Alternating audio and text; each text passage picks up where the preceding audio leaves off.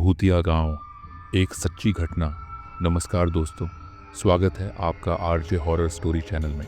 आज मैं आपको अपनी ज़िंदगी की सबसे डरावनी और रहस्यमयी घटना के बारे में बताने जा रहा हूँ। ये कोई मनगढ़ंत कहानी नहीं, बल्कि मेरे साथ घटी एक सच्ची घटना है। एक ऐसी घटना जिसने मेरी सोचने समझने की शक्ति को हिला कर रख दिया। तो दोस्तों, वीडियो को अंत तक ज़रूर देखिए। और हाँ, अगर आपको ये कहानी पसंद आए तो लाइक, कमेंट और शेयर ज़रूर करें। कुछ साल पहले की बात है। मैं और मेरे 3 दोस्त एक ऑफ रोड ट्रिप पर निकले थे। हम पहाड़ियों के रास्ते होते हुए एक अनजान जगह घूमने जा रहे थे। सफ़र का असली मज़ा यही होता है कि हम नए नए रास्तों से गुजरें और कुछ अनदेखी जगह खोजें। शाम के करीब 6 बजे हम एक पुराने जर्जर रास्ते पर आ पहुंचे। ये रास्ता हमें एक छोटे वीरान गांव की ओर ले जा रहा था। गांव का नाम था काला भैरवपुर, एक नाम जो अपने आप में ही डरावना लगता था। गांव चारों तरफ से घने जंगलों से घिरा हुआ था। वहां तक जाने का कोई मुख्य रास्ता नहीं था, बस एक संकरा सा कच्चा रास्ता था जो पेड़ों के बीच से होकर जाता था।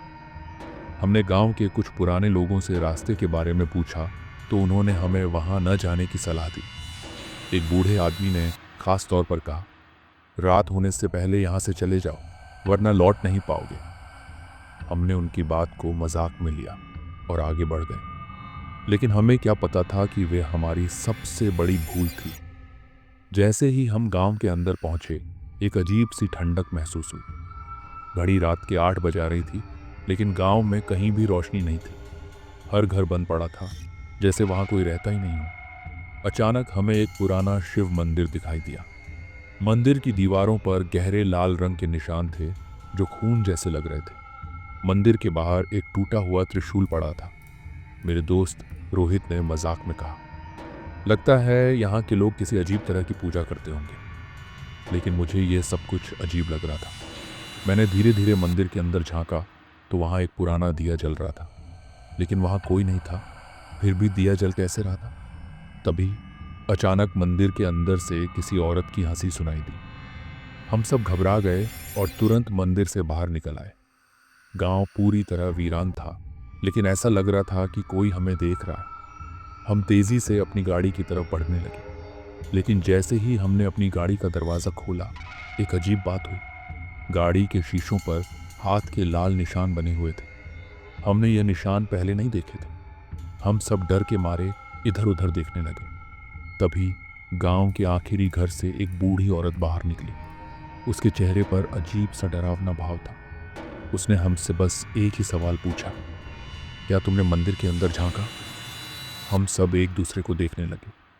मैंने धीरे से हमें सिर हिलाया। इतना सुनते ही बूढ़ी औरत का चेहरा सफेद पड़ गया। उसने कांपते हुए कहा, अब तुम यहां से जा नहीं पाओगे। हम सब तेजी से गाड़ी में बैठे और इंजन स्टार्ट किया, लेकिन गाड़ी स्टार्ट ही नहीं हो रही थी। तभी अचानक गांव में हर तरफ से अजीब अजीब आवाजें आने लगीं, जैसे कई लोग एक साथ बुदबुदा रहे हों। हमने देखा कि हर घर की खिड़कियों से लाल आंखें चमक रही थी। कोई इंसान नहीं दिख रहा था, लेकिन उनकी आंखें अंधेरे में हमें घूर रही थी। हमारा डर अब हमारे शरीर पर हावी हो चुका था। रोहित ने घबराकर गाड़ी का हॉर्न बजा दिया और तभी वो बूढ़ी औरत जमीन से हवा में उठ गई और हंसने लगी। उसकी हंसी पूरे गांव में गूंज रही थी। अचानक पूरा गांव हिलने लगा। पेड़ तेजी से झूमने लगे और हवा में किसी के रोने चीखने की आवाजें आने लगीं। हमें अब यकीन हो चुका था कि हम एक भूतिया गांव में फंस चुके थे। तभी अचानक मुझे उस बूढ़े आदमी की बात याद आई, रात होने से पहले यहां से चले जाओ, वरना लौट नहीं पाओगे। लेकिन अब रात हो चुकी थी। हमने हिम्मत जुटाई और गाड़ी से बाहर निकलकर भागने लगे। लेकिन जैसे ही हम गांव की सीमा तक पहुंचे, हमें एक अदृश्य दीवार महसूस हुई। ऐसा लग रहा था कि कोई हमें बाहर जाने नहीं देना चाहता। तभी रोहित ने जोर से जय महाकाल चिल्लाया और अचानक सब कुछ शांत हो गया। वो बूढ़ी औरत अब गायब हो चुकी थी, लाल आंखें भी मिट चुकी थीं, और सबसे अजीब बात, हमारी गाड़ी अब स्टार्ट हो गई थी। हमने बिना समय गंवाए गाड़ी दौड़ा दी और गांव से बाहर निकल गए। जब हम सुरक्षित जगह पर पहुंचे और पीछे मुड़कर देखा तो गांव पूरी तरह गायब हो चुका था। हम अब भी इस घटना पर विश्वास नहीं कर पा रहे थे। क्या हमने सच में एक भूतिया गांव देखा था? हमने अगले दिन उस गांव के बारे में पता लगाने की कोशिश की, लेकिन जब हमने उस गांव का नाम काला भैरवपुर किसी से पूछा तो कोई उसे जानता ही नहीं था।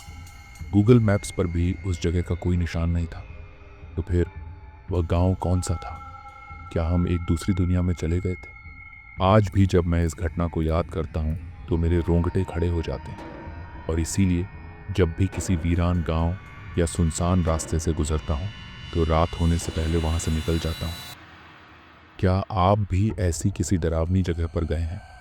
अगर हाँ, तो कमेंट में अपनी कहानी बताइए।